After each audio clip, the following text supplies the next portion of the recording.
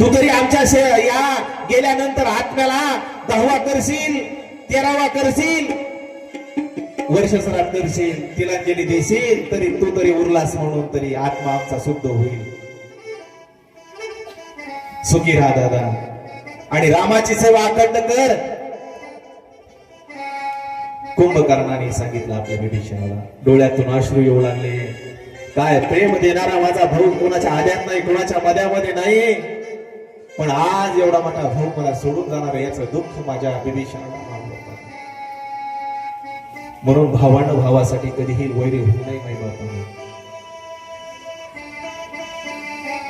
आपले भाऊ आपल्यासाठीच असतात.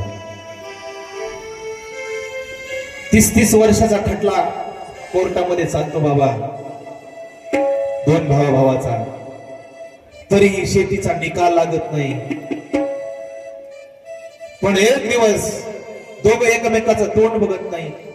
पण एक दिवस असा झाला, मोठ्या भावाला अटॅक आला. गावामध्ये न्यायला कोणी नाही.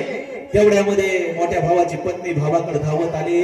भाऊजे, त्यांना अटॅक आलाय. जे कोर्टामध्ये 30-30 वर्ष खटला चालत होता तो भाऊ धावत आला. चल वहिनी, घरामध्ये कपाटामध्ये 50,000 रुपये काढले. वहिनी चल, जिपीमध्ये टाकून घेऊन झाला, दवाखान्यामध्ये गेला.